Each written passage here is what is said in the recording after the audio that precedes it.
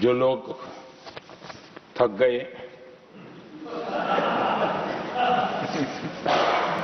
बेचारे चले गए, लेकिन कभी न कभी उनको जवाब देना पड़ेगा कि देश की ऐसी हालत कैसे बना के रखी थी कि दुनिया का कोई देश हमसे डील करने के लिए आगे नहीं आता था।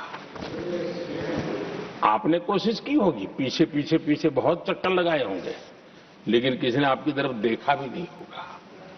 क्या स्थिति ऐसे पैदा है? दुनिया के देश ऐसे ही भारत के साथ डील नहीं कर रहे हैं। आदरणीय सभापति जी, इसके पीछे सबसे बड़ी बात, डेवलप कंट्रीज एक डेवलपिंग कंट्री के साथ डील करता है ना, वो अपने आप में भी अर्थ जगत के लिए एक बहुत बड़ा और मेरे लिए नई बात नहीं है। जब मुझे गुजरात में सेवा करने का अवसर मिला था तो मैं एक वाइब्रेंट गुजरात समिट करता था और मेरे लिए गर्व की बात थी कि एक स्टेट, हिंदुस्तान का एक स्टेट, मेरी इस वाइब्रेंट समिट के partner country, develop country Japan हुआ करता था। एक राज्य ने सामर्थ्य दिखाया था, आज मेरा देश ये सामर्थ्य दिखा रहा है। ये तब होता है जब आपके पास आर्थिक सामर्थ्य हो, आपके पास आपके नागरिकों के अंदर, देशवासियों में एक ऊर्जा हो और खास करके मैन्युफैक्चरिंग के लिए एक मजबूत इकोसिस्टम हो, तब जाकर के विश्व आपके साथ डील करने के लिए आगे आता है। वोट बैंक की राजनीति में डूबे हुए लोगों ने कभी भी देश के ऐसे अनेक पहलुओं पर मजबूती देनी चाहिए, ये कभी उनकी प्राथमिकता नहीं रही और उसी का परिणाम है। और जहां तक कांग्रेस पार्टी का सवाल है, मैं साफ साफ कहना चाहता हूं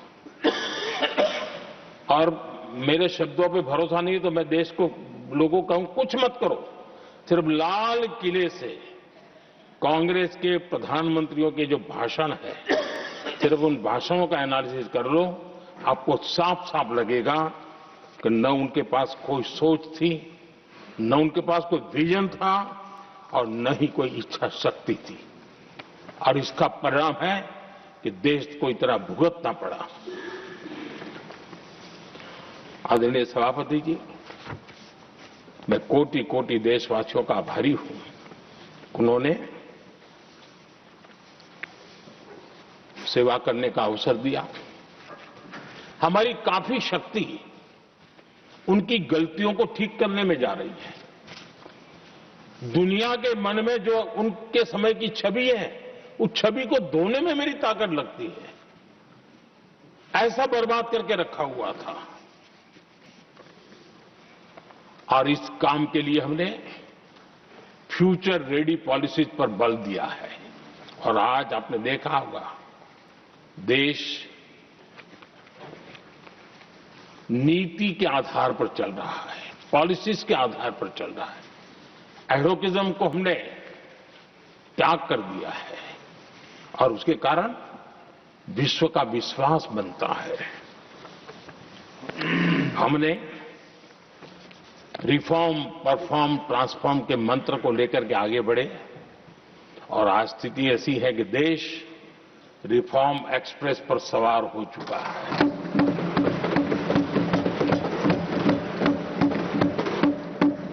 हमने स्ट्रक्चरल रिफॉर्म्स किए हैं, प्रोसेस से जुड़े रिफॉर्म्स किए हैं, पॉलिसीज में रिफॉर्म किए हैं।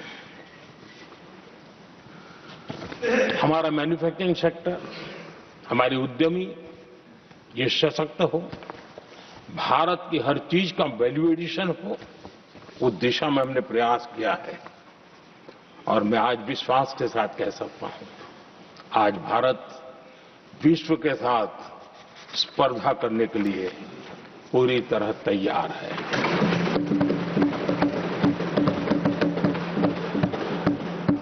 जब मैं विश्व के सीईओ फोरम की समिट देखता हूं, आज दुनिया हमारे उद्यमियों को समानता के रूप में देखती है और जब पिछले दिनों सभी दलों के डेलीगेशन विश्व में गए थे, ये भाव उन्होंने भी अनुभव किया और आकर के मुझे सभी दल के माननीय सांसदों ने अपने अनुभव बता रहे थे, बड़ा गर्व से कह रहे थे कि हां, बराबरी से बात हो रही है। ये हमारे लिए अपने आप में बात है। आदरणीय सभापति जी, एमएसएमई का बहुत बड़ा नेटवर्क जितना सामर्थ्यवान होता है, वो लंबे अरसे तक इकोनॉमी को एक ताकत देता है। हमने उस दिशा में बल दिया और हमने कई रिफॉर्म्स किए हैं। आज हमारे एमएसएमई नेटवर्क पर दुनिया का भरोसा बढ़ रहा है। बड़े बड़े हो सकता है हम हवाई जहाज नहीं बनाते होंगे, लेकिन कई हवाई जहाज हैं जिसमें कई पुर्जे मेरे देश के छोटे छोटे एमएसएमई बना रहे हैं।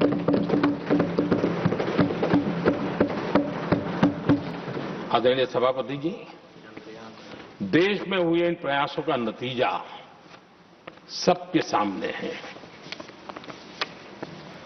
बड़े बड़े देश भारत के साथ व्यापारिक संबंध बनाने के लिए बहुत ही आतुर है। यूरोपीय संघ का ट्रेड डील हो, अमेरिका के साथ अभी हुआ जो ट्रेड डील हो, और कल हमारे पीयूष जी ने सदन में विस्तृत जानकारी भी दी है और पूरा विश्व खुल करके इस ट्रेड डील का तारीफ कर रहा है। और उसमें जब यूरोपियन यूनियन के साथ ट्रेड डील हुआ तो विश्व को एक भरोसा हुआ कि अब वैश्विक स्तर पर स्थिरता की संभावना बढ़ेगी। अमेरिका के साथ ट्रेड डील होने के बाद विश्व को और भरोसा हो गया कि जो स्थिरता की एहसास हो रहा था, अब गति का भी एहसास होने लगा है। अब विश्व के लिए शुभ संकेत। आदरणीय सभापति जी, इसका सबसे बड़ा लाभ हमारे देश के नौजवानों को होगा। और जब मैं नौजवान कहता हूं तो उसमें मध्यम वर्ग का भी नौजवान होता है, शहर का नौजवान भी होता है, गांव का नौजवान भी होता है, बेटा भी होती है, बेटी भी होती है। और इसलिए उसे टुकड़ों में न देखा जाए। मेरे देश के युवा के सामर्थ्य का हमें गौरव करना चाहिए और उनके लिए पूरा विश्व बाजार अब खुल चुका है। अब उनके लिए अवसर ही अवसर है। और मैं उनको कहता हूं, आइए दोस्तों, मैं आपके साथ कंधे से कंधा मिलाकर के खड़ा हूं।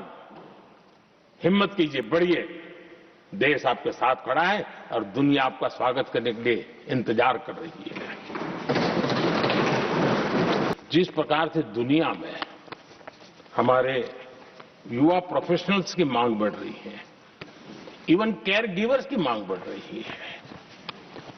हर कोई मिलता है, हमें इस प्रकार के लोग चाहिए। इस प्रकार कुछ लोग तो अपना स्पेशल ऑफिस यहां बना रहे हैं तो रिक्रूट करने के लिए, योग्य टैलेंट की खोज के लिए। इसका मतलब हुआ कि भारत के प्रोफेशनल्स के लिए भी विश्व में बहुत बड़े अवसर बन रहे हैं।